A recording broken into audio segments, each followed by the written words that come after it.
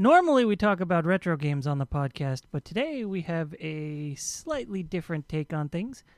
We have a special guest, Rory. Some of you might know him streaming from Channel 3. Hey. But we are talking about his short film today. Is it still short? Oh, yeah. It's still short. Hey, everybody. It sounded like it went longer than you had intended. Well, I had hoped, it's 8 pages, and there's not a lot of dialogue, which ends up translating to longer on the screen because it's lots of action, but not action. It's not an action movie. When I get out there on the day and I'm working with, like, for the first time, like, genuine, like, professional, like, actors, and we start kind of like shaping the scene a little bit more, right? Because the script is just like bare bones, just like a foundation, really. I like to kind of work with the actors on the day. So we just sort of ended up, so we could ease in and out of the scenes better. There's just a lot of improvisation. There's like extra dialogue at the beginning of the scene that I had written and then a little bit after, because they would just sort of close out the scene themselves as actors in a way that they do. And they fleshed things out and made it more real. So I'm still aiming for under 10 minutes, hopefully, but right now the rough cut's sitting around 14 minutes. Oh, okay. All right. Well, today on Press B to Cancel, behind the scenes on a short film. Yeah, long intro. That's quite the cold open we've got there. That's cool.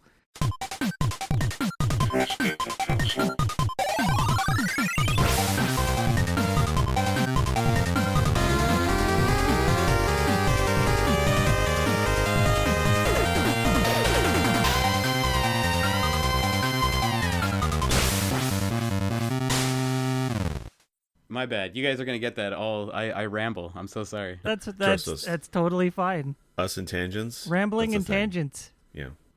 Good. That's the podcast in a nutshell. Good. Paul's just going to have like a 5-hour podcast to edit down.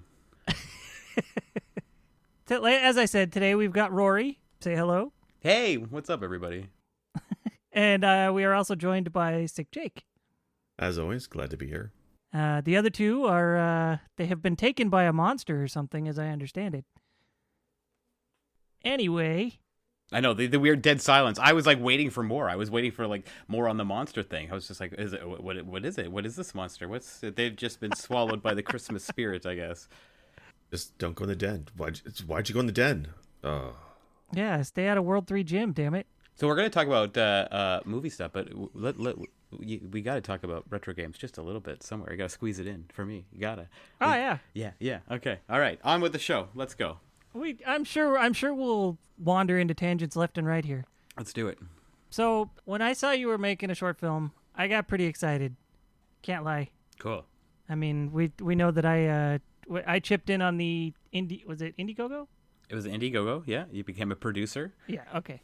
And I was like, hell yeah, because I've always kind of been into the behind the scenes of not just movies, but just the film industry in general, be it television. We're going all the way back to like Buster Keaton and Charlie Chaplin and things like that now. And so when I saw that, I was like, hey, I know this guy. I want to help him. That was very cool. And the wife was like, you want to help him, don't you? And I was like, yeah. She was like, all right, let's do it. I have to admit, I was in shock. I was overwhelmed, really, by not just your generosity, but everybody's generosity. It was one of those things where, I was going to make it for like zero money. And then I was like, wow, shit, I really need a location, like a house to shoot in. So I thought, this house that I like, and it's the only place I found that had everything, was like $1,600, for the time I would need it. And I thought, I'll just try and raise a couple grand, to like help pay for that or whatever.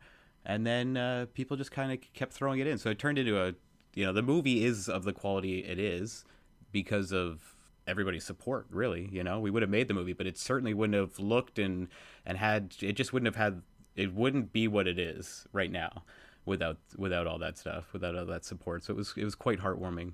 Yeah, you got quite the show of support from your community. You were funded completely within 24 hours, like funded plus, right? Pretty close. I think in the first 24 hours it was like 80 or 85% or something like really high, and then the last, no, maybe it was 24 hours and it got like totally fun. It was quick, man. And then I was like, okay, well, I just kind of kept putting these stretch little goals in and people kept pitching in. But yeah, it was fast, and I didn't anticipate that. I had made the campaign weeks long, thinking that it would just sort of like, it would trickle in kind of thing. And then it happened. And then it happened very quickly. And then the only thing I ran into an issue with that is that this is just me not thinking. I've never done this before. I don't get the payout for, 3 weeks or so after the fact. Till the end. And I was like, well, wait a minute. Not even till the end, but like the full 3 weeks after the end of the campaign itself, generally. And then I went, well, wait a second. I'm going to be shooting by then or starting shooting. Like, I need to spend this money ahead of time. And I don't have, all this cash sort of like ahead of time to burn. So I was, you do what you do. You call up your mom, you call up mom and mom comes to the rescue. And I was just like, Mom, listen, bad timing on my part. I didn't think this through. I need your help here. I need you to loan me the Indiegogo stuff ahead of time. And she came through and did that. How long in advance were you planning this project? It's something you want to do for a long time, right? No, this particular project, it's crazy, guys. It went from a friend of mine just knew that I had been wanting to get back into making movies, for a while. And I had said at the beginning of the year that 2020 was going to be the year I make a short film again. Because it had been like over a decade since I had done something like this proper. And then the pandemic hit. And then I put it out of my mind. I didn't think about it. And whatever it was, 6 weeks ago now, a friend of mine who's part of this collection of filmmakers, part of a group called Just Scare Me. It's a bunch of guys in LA, and these are all working directors that they're working on stuff that you see on TV and whatnot. They get together and challenge each other to create like a little short film. They have 2 months to do it, and it can be as small as they want or as big as they want. It's just basically like gym class for these filmmakers, to kind of just be creative and do little in between projects between their actual work. And a friend of mine, Sean, he said, like, hey, man, you should, like, join the group next month or whatever and, like, make a short. I know you're wanting to do it. And I had planned to just do something small, guys, because, like, I don't have a lot of time and whatnot. And I was like, you know what? Yeah, I'm going to do it. It's a bit intimidating, but I'm going to do it. So this project actually went from an idea to script all the way through production to shooting it and wrapping the shoot in 5 weeks. Wow. Yeah. Jeez. And it's one of those things. I'm just really proud of what we pulled off, because 5 weeks might sound like a long time, but when people see sort of just the scope of kind of like what we did, and it was a 2-man crew plus our makeup artist, I don't know, I'm really proud of it. It's a big project. There was a lot to do.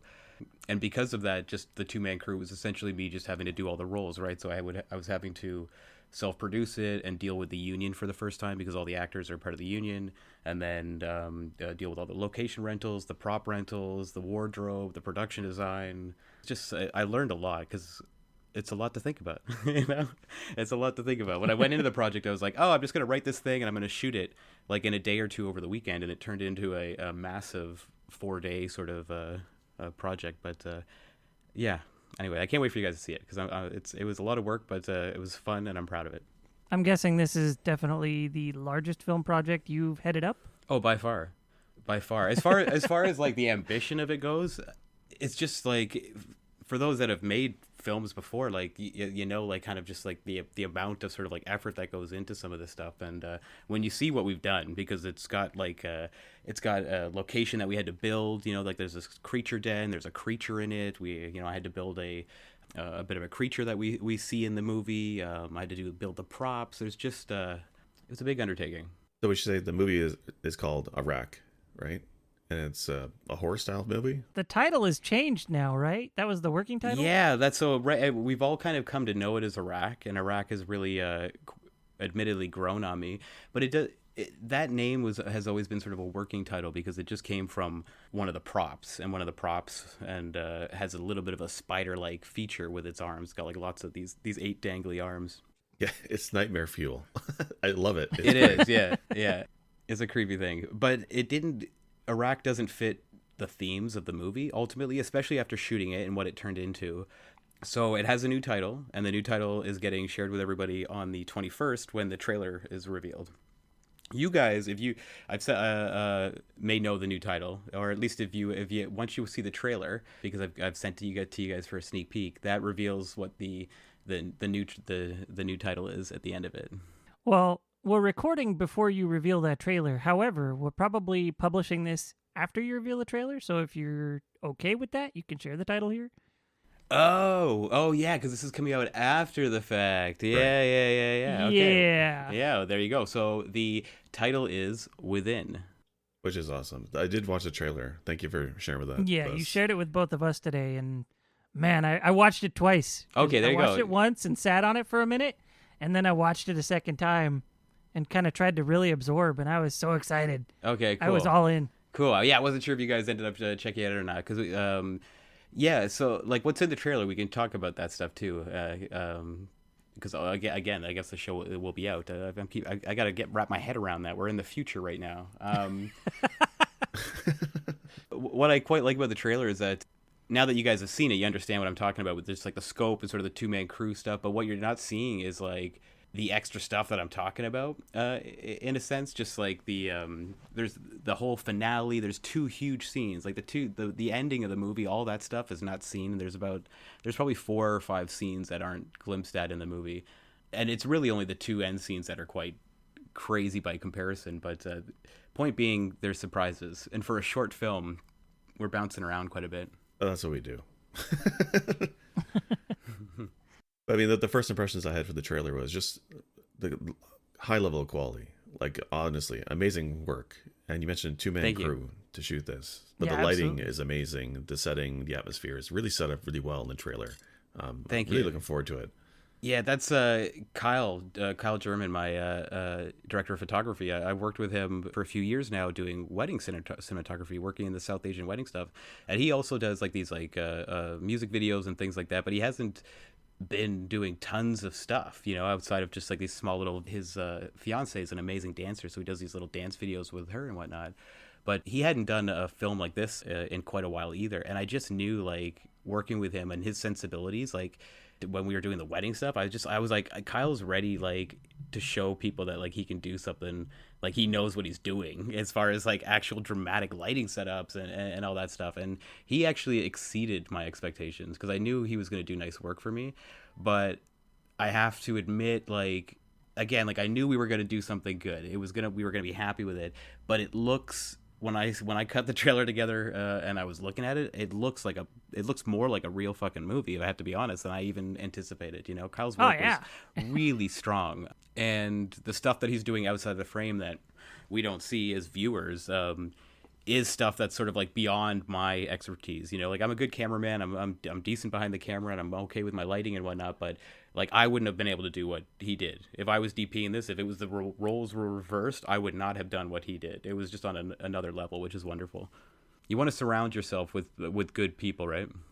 Well, I was just going to say, like, I know from your stream that you're always top notch when it comes to the creativity and the ideas. Like, you got one of the most fun streams around when it comes to the stuff you put in, the effort you put into it. So when you work with other people who are also specialized in areas like that, it's just quality all around. It's really well done trailer. Yeah, and thank you. And I think that's why people were like pretty cool with pitching in as well, because I think they had seen. It was surprising, not so much in hindsight, but more than 50%, I think, or like at least, I'm going to say at least 40%, but I think it was over 50% of the Indiegogo backing came from Twitch support, from friends from Twitch, which blew me away. The rest came from family and friends, and there was a small portion that came from randoms that actually just found it through Indiegogo, which was really awesome as well.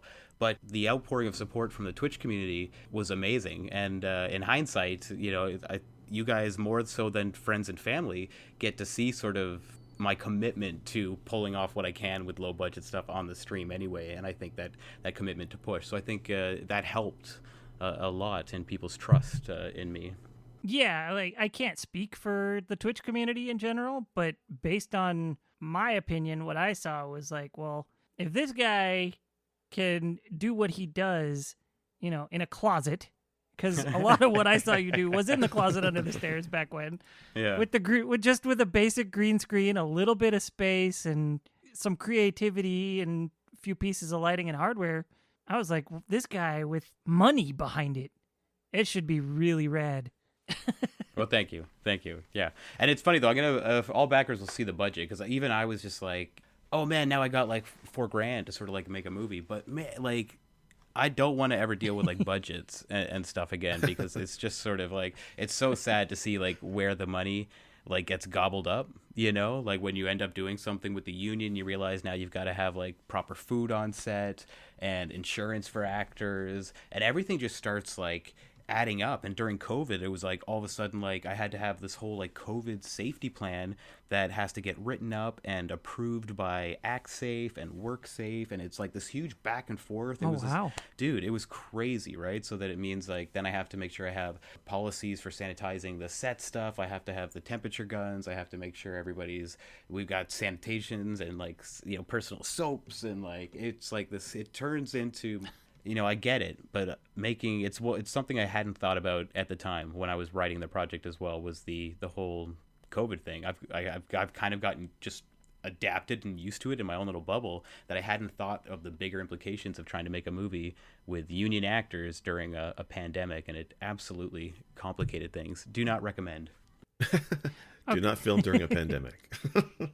Yeah, or at the very least, don't film through the union during a pandemic. Still be safe and follow the rules, but the extra hoops that you have to jump through with paperwork and whatnot is an absolute nightmare. And it's funny because I think of the people I know who work through the pandemic, and a lot of them, their employers are just like on the surface, yeah, you know, do all the things the right way, but in reality, it doesn't really reflect that. They're like, whatever, skirt corners here and there all the time. And it sucks for a lot of people. Mm-hmm. But it's nice to know that you did do what was necessary, do things the right way.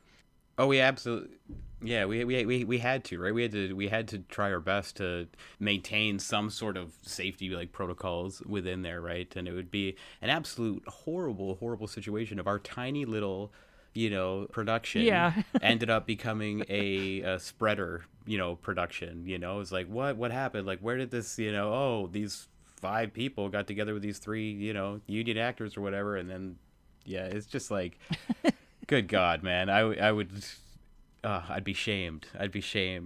You know, the movie would be shamed. Another question I had, and you know, if there's any questions you aren't comfortable answering, just let us know. We'll cut that block. You're fine. Sure. No, I'm pretty comfortable. Go. I'm kind of curious. How did you get in touch with like David Lewis, right? Yeah. So with all of them, really, it was like David. I first met David right after film school. I think it was the first year after I finished film school, or maybe I was in my second year of film school. I was like just finishing. And this was like 2007 or so. And a friend in film school who was finishing a third year, he was making his like third year project. He was making this beautiful short film called The Light of Family Burnham. I still have it on DVD. And David Lewis was the actor that he had cast as the lead in that. And it was my first time just on set, like watching him work and whatnot. And it was one of my earliest times like on set watching a professional actor too. And he was just awesome. He did really great work, and this was, you know, going back 13 years now. He was already doing like really great work then, and his atmosphere on set was just awesome. Like his personality is like really outgoing. He's funny. He makes everybody feel welcome. But he's an incredible professional as well. And I had just been seeing him over the years on these little projects through friends of friends and whatnot. And I knew him on Facebook, but I hadn't talked to him in like 10 years. You know, when I was thinking about this idea, I had David in mind because he's always popping up on my feed. And because he's always popping up on my feed, I thought, hey, at least I have a simple way to, if I ever am crazy enough to ask him to be in something of mine, he's there, you know? So I just approached him, man. I just shot him a message on Facebook after not talking to him. The receipt history was still on Facebook. It was like, I don't know, 11 or so years or something since the last time we said anything to each other on Facebook. But I just reached out and said, David, listen, man, I got this idea. You know, I think at the time I said, David, I got the script that I wrote for you. I would love for you to read it. You know, the self-depreciating ending. You know, no worries if you brush me off. You know, whatever it was. Like I won't feel bad if I don't hear from you or whatever. And then he responds like within an hour, and he's like, you know, fuck that self-depreciating shit, man. You know, just like put your best foot forward. You know, send me the script. And I was like, what? And then I didn't even have the script. I said I had the script, but I never expected him to actually get back to me. I was just in this like really inspiring, like passionate mood that night. And I had like kind of written an outline, and I was like, I'm going to fucking message David. I'm just like feeling really inspired, you know? And when I'm passionate and feeling like that, like I often just act without thinking. So I messaged David, though. I was like, I got the script for you. And he got back to me so fucking fast and said, send the script. And I went, oh, shit. So I wrote the script that night and then sent it to him in the morning. Again, not expecting to hear back from him. And then he said, let's meet. So I met him, and then he said, yeah, let's fucking do it. So that was it. And at that point, he's like, well, how are you going to do it? And I said, I don't know. I'll just do it. I'll figure it out, David. I'm a grinder. And now that you're on board, and I was honest with him too. I said, I'm working backwards here, and I really want to get you attached to this so that, not only are you great for the project and yada, yada, yada, but, you're marketable for me. Like, if I can have you attached, it means I can cast the rest, much easier, and et cetera, et cetera. And he'd love to hear that, of course, too. And he was on board. So that was that. And once I had David on, I realized, holy shit, it's real. Now I have to fucking make this thing. And that kept me going. And I need that drive, honestly, to get projects like this done, because it's very easy just to, it's a lot of work, and I can be lazy sometimes. So what I do is I put myself into a position where I have to deliver or let a lot of people down. Basically, that's how I light the fire under my fucking ass. And that's exactly how I got this movie made. I would not have got this movie made in the speed it had gotten made if I hadn't that night gone, I'm going to message David even though I'm not ready, and then David hadn't agreed to read it, and then I met with David. Once David was on board, it was like, we're going. Like, he's into this. I can't let this guy down. He's like trusting me. He's coming on board. Let's go. Like, and then that was it. So I just had to hit the road running and just start putting it together. Man, that sounds like a a bit of a rush, really. It's crazy. It's crazy. And now I guess because it's this whole thing coming out. So to add to like the snowball of what this project has been, before I had just written the script, I think I was maybe I just put the Indiegogo campaign up, and then a friend of mine down in LA messaged me, and she was just like, hey, send me your script. And I was like, okay. And she's part of like the Coppola family a little bit. Like, so she's like sort of like used to produce some of James Franco's like smaller projects and whatnot. She's partnered with one of the Franco brothers. So like, I remember laughing with my ex when I sent the script to Iris, and I was like, can you just imagine if Iris like reads the script and then she like sends it to James, and then James like messages me and he's like, hey man, I want to help you make your movie, right? I'm like, ha ha ha ha. So anyways though, like I fucking send Iris the script, and then like a few days later she's like, hey Rory, would you ever be interested in directing something that like wasn't your own or anything like that? And I was like, what? Yeah, like sure, like I don't care, I just want to like make movies or whatever. And she was like, oh okay, well I sent your script to this to my producer friend, and he likes it, and he wants to like maybe talk to you. And I was like, what? So this is before we even started shooting this movie, and I'm thinking like, what the hell is going on here? Okay, well it's all just talk right now. And then another 2 days go by, and I get an email from Iris, and she's like, hey, Rory, I'm just putting you in contact with, so-and-so, and, you guys can meet, and, like, maybe we'll set up a Zoom meeting. And I was like, what the fuck is this? And then, so I ended up having this Zoom meeting with a producer down in the States who is now sort of watching what we're doing with this short film. And he talked to me really not about the short film. I thought he was going to talk to me about my short film, but the meeting was really about potentially directing a feature film for him in the new year. And like, that's wild. So this is all part of the snowball of like this project going from an idea to something much more ambitious, and like just the pressures of it, and whatnot, and the fire lit under my ass, because I was like, I don't know if this job with this guy is dependent on this short film now, but it feels like it could be a little bit. He wants to use the short film to help sell me to other like producers and the agents of the actors, to be like, we know he hasn't done anything yet, he's never made a feature, but look what he's just done in like, a matter of weeks with like no budget kind of thing, et cetera, et cetera. So there's that extra pressure. So that's all been part of this, like, oh yeah, I'm gonna fucking make a movie with a couple friends over the weekend, to David Lewis, to this, to the producer, to trying to shoot it in 5 weeks to get it done, to make, et cetera, et cetera, et cetera. It's been a wild fucking 6 weeks, I'll tell you that. I love how much hype and personal excitement plays a factor in the films industry when it comes to successes. I mean, obviously, your body of work is always going to be your resume, no matter how big or small you are. Yes. But excitement for what a person just has on the table in front of them plays a bigger factor in that industry than a lot of industries. And I always find it amusing. Like sorry, I'm just trying to so like when the creator attached to it is excited about like what they're doing in a sense, or like the Like you sent the script, yeah. and she liked it, and she was excited, so she was sharing it, and all of a sudden that excitement turned from "Wow, this is cool" to "Hey, you want a job?" You know? Yeah, exactly. It's really cool. And I will here's another cool thing though. Iris admitted to me after she didn't even fucking read it before she sent it to this guy. Okay. You know, and I was like, whoa, because I was asking her like, you know, what she thought. She's like, oh, I haven't read it yet. I'll read it before the Zoom meeting though. And I was like, whoa, you didn't even fucking read it? What if it was shit? And she was just like, listen, Rory, I'm gonna be honest with you. It doesn't matter if I like it or not. He has to like it. So I'm not gonna there doesn't need to go through this chain. Do you know what I mean? I sent it to him. If he likes it, then he likes it. And I was like, oh, okay.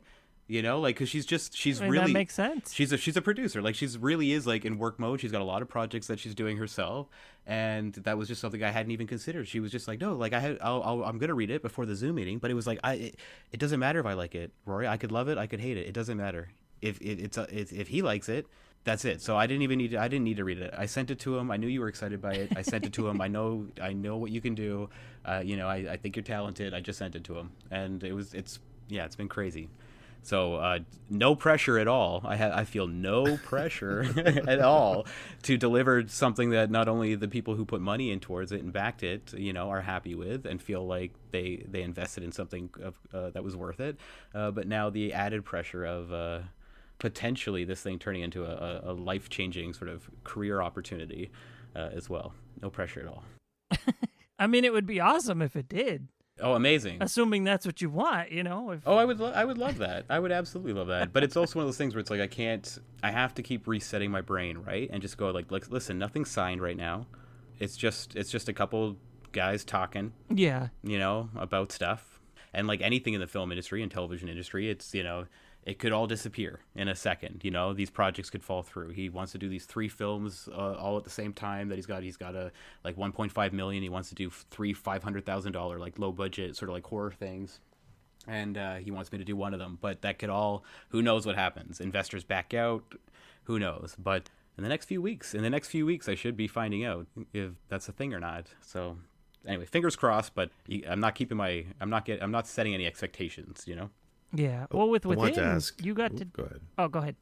No, I go just ahead. wanted to ask. No, you go ahead. Oh, okay. Well, I'll go ahead. We'll figure it out in post. No, I had to ask because you're in BC, so you did this movie in BC, and BC and Toronto are kind of like the two meccas, I guess, of the film industry in Canada. But you're talking to a lot of people in LA as well. How has that been for you to try to create this film while being in Canada? Is there an advantage to being BC, or did it matter because everything was remote with people in LA? Just kind of curious how that works. Oh, it didn't matter at all because the stuff with there's no actual connections with the LA stuff and this whatsoever, other than me talking with this producer in LA, but he actually has no connections with this film. And all the guys that are part of the collective, the Just Scare Me collective, like they're all doing their own films and they help each other out over there and collaborate over there. But I'm just on my own over here in BC, and my film will sort of like be submitted with them and, you know, have their support once it's there, as far as like sharing it around and all that goes. But yeah, no, this was just straight up a simple Canadian production. You know, there was no crossing of borders in any way as far as this film getting produced. So no difficulties there. All the actors and the crew and stuff are all, I guess, local, right? They're in BC. That's awesome. Oh yeah, totally. Yeah, everybody's Canadian. The Ridley, the boy who plays the son in the movie, is from the island and over in Victoria. So he had a bit of travel to get here. But David Lewis and Lisa Chandler actually both live like 3 or 4 blocks in either direction of me. So it was Oh wow. Awesome. yeah, so they're super close, which is great because I'm going to have to do some ADR with them and some extra little recordings to fix some audio stuff in post, so it'll make it very convenient. And you got to do practical effects on this, right? Yeah. The only thing we're doing with post visual effects is the removal of me. So there is a I'm just editing the film now. So like right now, I mean, who knows what happens in the editing process, you know? Maybe I end up cutting the creature. I have no idea. I probably won't because we put work into it, but it all depends. This is part of in the editing, that's when the movie's truly birthed, you know? Like it's always this collaborative thing. Like I might have had this idea, I might have wrote the script, but the moment I get on set with Kyle and the actors, like, you know, it becomes everybody's movie, and it evolves a little bit, and then that what we've shot it's still like everything that's we had in the script is still, we shot all of that, but there's just extra to it, you know, there's more depth to it, and then you get into the editing room and you start going, oh well, I could, you know what, shit, like this shot actually works over here instead of this, and if I reorder this, and if I just take this fucking part right out, it moves this farther, and oh, it gives new meaning to this, and all of a sudden, like, you have a move, like something different, you know, maybe better, maybe not as good, I don't know, but the editing process is really where like you find out what your movie is going to be. I have a really good idea of what this movie is ultimately going to be in the edit, but I'm still, you know, I'm massaging it, you know, I'm still playing with it and figuring things out. But yes, practical effects. I'm definitely of mind of like the Finchers and the Nolans, the Carpenters and whatnot, like practical. I want to shoot everything that I can in camera, and then only use the post effects work to support what I've done in camera. So in this case, I could have like asked somebody to create like CG monster or whatever, but I wanted to try and build something, you know. So we built that rig, and then I'm sort of like puppeting the arms. So I've got my friend who's a great compositor. He's going to end up taking me out. I just wore like a green suit in between the arms that I'm wearing, and he's going to remove me from sort of that picture. So we shoot clean slates of the environment as well for him to sort of reference, and he'll be helping out in other little areas as well. Like with the little area where I missed some continuity, he can like help with some blood continuity. He can like kind of repair that and fix that. There's a scene later in the movie where in the location that we're at, I didn't want to ruin the location and have like blood splatter, like, you know, on a ceiling or anything like that. So he'll add in like little extra things like that. You know, I've already got the blood all over, you know, the weapon or whatever, but he'll add like a, you know, a little splash that hits, you know, the ceiling up in the shadow or something. Little things like that will be a post effect. But if I can shoot it in camera, I'm going to shoot it in camera every time. Yeah, that usually looks better. It's very rare that, you know, post production effects look as good as practical live effects. They're getting better and better and better, but they always date themselves at some point. And not that the practical effects don't end up also, you know, you start to see the wires being pulled a little bit more as time goes on. I still don't think anything comes close to like The Thing. You know, the work that's done at John Carpenter's The Thing is incredible. And I will take that any day of the week. Give me those practical effects, you know? The same thing with Nolan and the way he'll shoot stuff in camera and blow stuff up. Ultimately, it's cheaper than all the manpower and time it takes to do the CG and the rendering as well.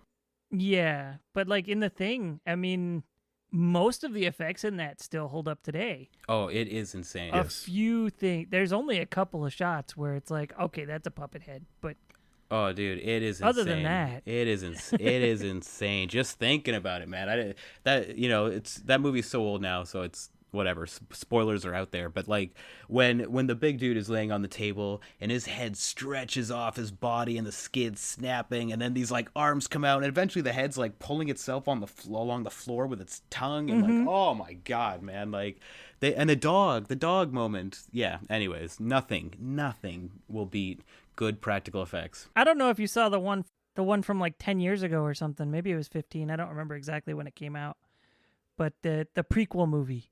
Oh, it wasn't. I don't even think it was that long ago. I want to say it was in the last 10 years. Oh, easily. Yeah, for sure. Because I'm pretty sure we saw it before my kid was born, but after I met the wife. So 8-ish years ago, I'm going to say. Yeah, but, it's probably somewhere there.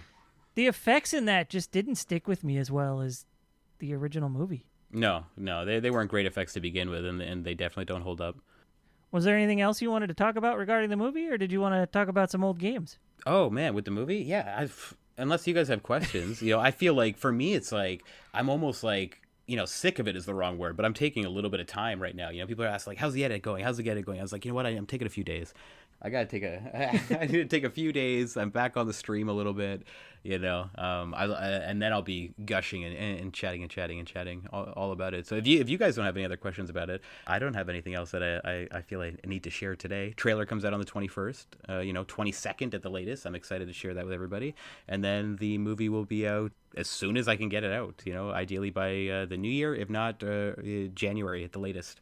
How's it release? How are you going to share it with people? Like, is it be for sale? Is it? Well, that's another thing I really have to sort of like wait and see, because like the big thing is, do we hang on to it for festivals or not, right? So if I decide after the edit's done that like, hey guys, we've got something that's pretty freaking cool here, like we should be sending this to festivals. If we want to go that route and have it be a festival run movie, that means it won't be online, which is like, it's heartbreaking for me, right? Because if that festival run movies, they can't screen anywhere first. I can't just have it like on YouTube until the festival run is done and then potentially distribution. So I have to like weigh all that up once the edit is done, because what do I want to do? I want to be able to submit it to festivals, but I want to be able to share it with everybody immediately as soon as it's done. Now backers will get their Blu-ray copy regardless if it's a festival thing or not. They'll have their private Blu-ray copy sent to them and they'll have the movie. Now whether or not it gets put online for everybody to see come January, that really depends on sort of where we're at with the movie and whether or not we want to save it for festivals. It's a heartbreaking thing for me. I have friends that shot movies like a year ago that still they can't share because of festival sort of like run reasons, and that's a tough thing. That's a tough pill to swallow. Well, I'm still either way looking forward to it. Like, just judging by the trailer, like I said, the quality is definitely high and it's really quite interesting. So looking forward to it. Cool. Well, I hope it lives up to, expectations. It's one of those things where it's like, being the way I am, and you guys know this just in general through the streams and whatnot too, it's like, I definitely like, I speak passionately about stuff. I get excited about stuff. I sort of share the dreams and the big ideas of stuff. And it really reminds me, though, a little bit of, I think it's Sean Murray, when he was first talking about No Man's Sky. He really should have had somebody speaking for him, so that he wasn't just like, here's like my dreams and aspirations and this project is this, and oh my God, it's this, and I'm going to do this and this and this. And then, the reality is, well, things get scaled back by the time things get released, etc. But, I'm proud of what we do. That's how I always end up phrasing things. I'm really proud of what we done. I hope people like it. I really do. I'm not usually one for horror in general. With movies, the first time I saw a horror movie, I was 4 years old. My uncle showed it to me because he was a big horror fan, and he made a very quick point of going, "You don't need to be scared of that. It's makeup." It's makeup, yeah, and not real. He sort of pointed out to me how it was made, because I think it was Night of the Living Dead or something was what I was watching with him. And I mean, thinking back, he really shouldn't have been showing me that movie. Had my mom realized he was doing that, she probably would have kicked his ass. But yeah. A little late for that. It was different times back then. Yeah, and so ever since then, horror movies generally don't grab me unless they have a really cool concept. I don't just like scare factor, because the scare factor doesn't usually work on me. And I mean, I'll go back. I love the Alien movies, some a lot more than others, and I love Critters of all things. Nice. You're reminding me as we talk about this and whatnot. I guess we actually haven't shared what the movie is actually about. I don't think once, really. So just the elevator pitch for those that don't know. It's ultimately about a family who's on the verge of collapse, who is figuratively and literally eaten by their own demons, like their personal demons, kind of thing. So that's the elevator pitch of the movie. And well, it's sort of like, it's not like it's a horror movie, but it's really a family breakup movie, right? Disguised as a horror movie. And it's definitely not like a jump scare movie. This is a slow burn, atmospheric, it's more unsettling than scary. I would describe it more as unsettling and utterly heartbreaking, really. I find it heartbreaking, but I have a lot of attachment to the material because it's in a lot of ways just sort of like my breakup with my family, like how, like my split, like that's what the emotional core is, and like how shitty I was feeling, and how, bad, all those emotions or whatnot is sort of what is this central core of this movie. So I have a lot of attachment to that, and that's why I personally find this so much more of a heartbreaking, unsettling film than a true sort of horror film, as some might think. Yeah, well, I mean, being unsettling, that usually lends itself to, and heartbreaking, like you said, lends itself for the audience to get a little more attached to the material. Yeah, and I think that's what's important, right? I think that's a lot of what's lost in a lot of cheap sort of horror movies is if you don't care about the characters dying, it loses a lot, right? So I feel like we've created something where people will be able to identify and see something in themselves in this movie. If the only thing that hurts me about that is I feel like if you connect with the characters or see something in there, you've probably gone through some heartbreak. That's the one sort of sad side to it. But I feel like there's enough in the short film for people to sort of get an idea of this couple as a real couple and what they've gone through, so that you do feel bad at the end. Yeah, well, I would venture to say that most people have gone through some sort of heartbreak in their life that they can probably at least theoretically attach to the idea and understand and be emotionally connected in some way to the content, you know? Because it's very rare that somebody goes through life like, oh, everything's been hunky-dory the whole time. It's true. But I'm super excited. Based on what I saw in the trailer, I was very pleased and like sort of doing the Mr. Burns excellent, waiting hopefully to see this soon. Good. Well, and that's all I can really like hope for, right? When the trailer comes out, again, it's just like I feel like I'm happy with what we've done and I'm proud of it. But there's this. It's different because people backed it, right? Like whether it was $10 or hundreds of dollars, it doesn't matter. It's like people like, you know, during a pandemic when money is tight as well, like people put some money towards this thing, and I want to make it's just it's important to me that it's like, you know, people are liking what they see, you know. All right. So was there anything else you want to talk about aside from the movie? Any quick little hits of excitement from anything lately? I know you haven't been streaming in a while. No, not really. That's what's exciting though to me, is that I'm back. I am streaming. I did a stream the other day. A couple days. I've done 2 days in the last 5 days, whatever. Got all the gold medals and Pilowing 64. Feels really good to be back playing some old video games and chatting and nerding out with people on Twitch, and got to hang out and watch Gmail today. I think Gmail's like the first stream I've sat down and properly watched in weeks as well. So that's exciting. I'm excited about that. I'm excited about old video games again. I don't have the time, as you guys know as well, with family and all that. It's like something always has to give. You know, if I'm taking on like something like that short film, like I don't want to have to abandon my Twitch channel or something else. But there's something's got to give. I have family. I've got the Twitch channel. I've got the move. Like I can't do it all, and so I had to take a little leave again from Twitch to make sure I do this movie. But balance is a tough thing. But no, nothing in particular. I'm just excited to have the shooting done so I can do the other things I like to do, you know. It feels good to kind of have that. What's that, Jake? Keep going. Yeah. Oh shit, I don't even know now. Go on. I was just going to keep rambling. Please. Oh, damn. No, I was just going to say that it's, never having enough time in the day to do these projects. But when it's something that you're so passionate about, and it's that creative outlet that you can be really proud of what you're creating. That's the things that I always like the most, right? Like I love playing video games, love spending time with my family, but doing some episodes of the podcast, that's my creative outlet. I love doing that creative outlet in my life and having something there. So making a short film is just amazing and very inspiring to see.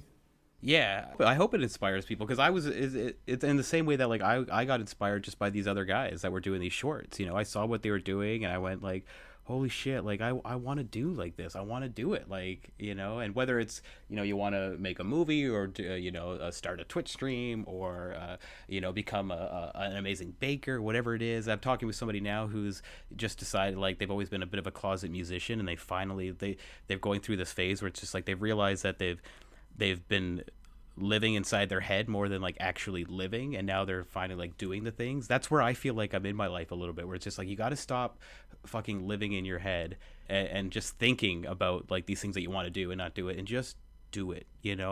I had always tried to enter these like film competitions where you'd get some money to make a short, and I'd always get a bunch of rounds in and then not make it to the finals. And I was always sort of dependent. I always felt like I was dependent, even with making movies, because sometimes you need money and things like that. Like, just to I always felt dependent on other people, and I've just got to this point finally where it's just like, you gotta just fucking do it, just light that fire. And that was the thing with David. Like I said, just gotta go do it, find the time and make it work. Yeah, it's let that be a reminder to people. It's never too late to chase down what you want to chase down. Never. I mean, unless you're in your 40s or 50s and you want to be a pro football player or something, then you might have missed the bus a little bit, but yes, for the most part, just go for it. If you feel like you're too old to go back to school, like, fuck it, go back, like, do it. Like that. I was constantly living with those things, because before I moved out west to do film school, I was like, I think it was 21 or 20. How old was I don't know, man, young. And at that point I'm like, oh, by the time I'm 30, I'm gonna be like set.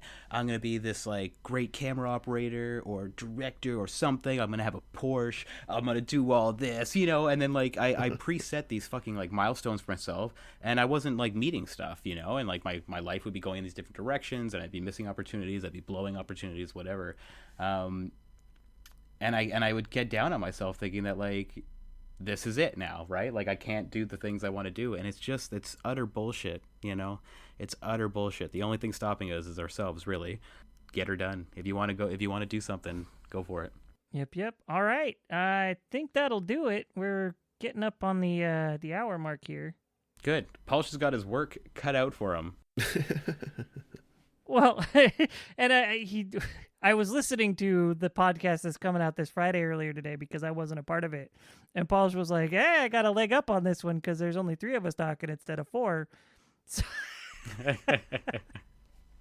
nice. So he did. It makes it easier on him when there's only 3 of us instead of 4 of us. Nice. He'll be able to scan too and see like the giant like pockets where we were just sort of like, who's talking? Is somebody going to talk? Who's talking? Who's what?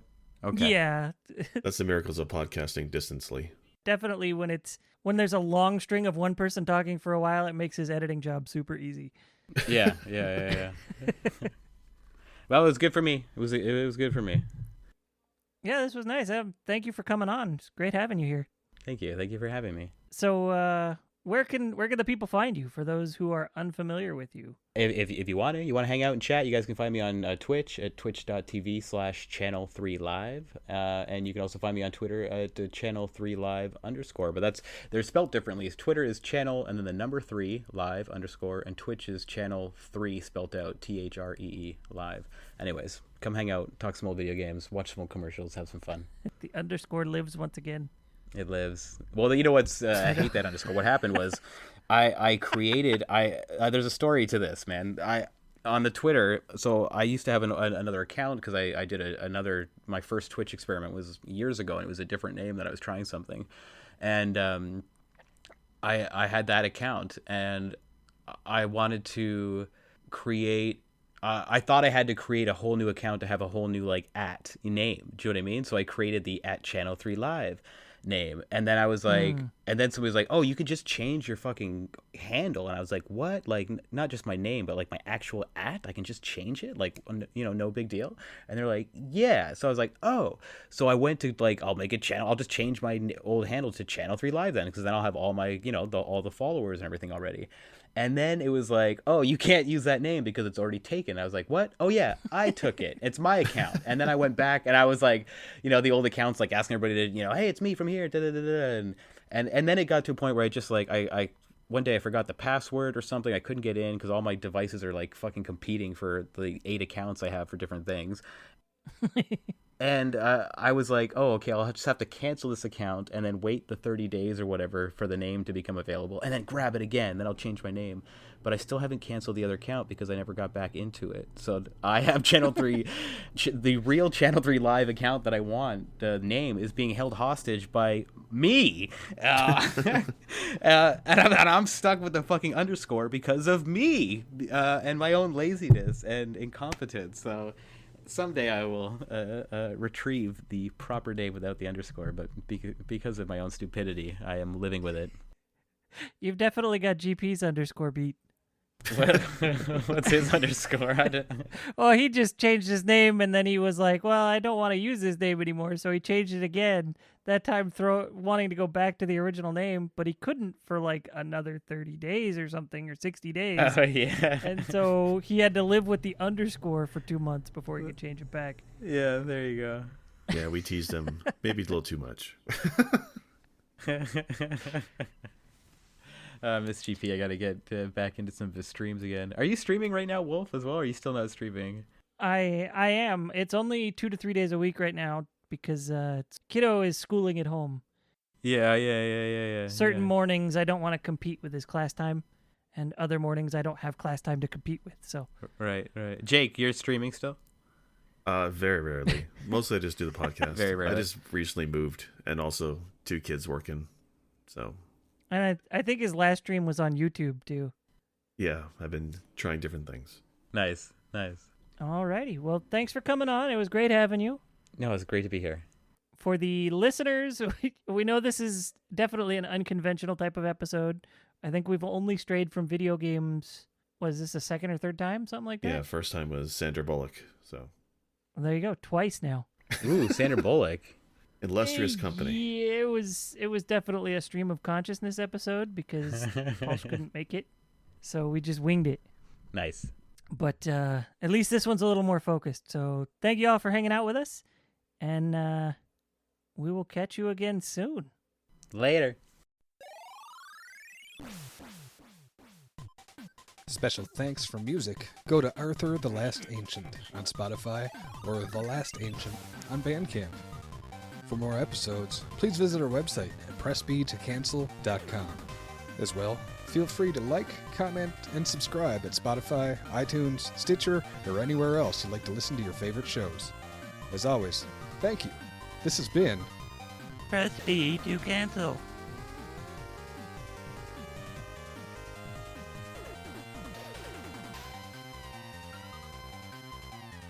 Press it.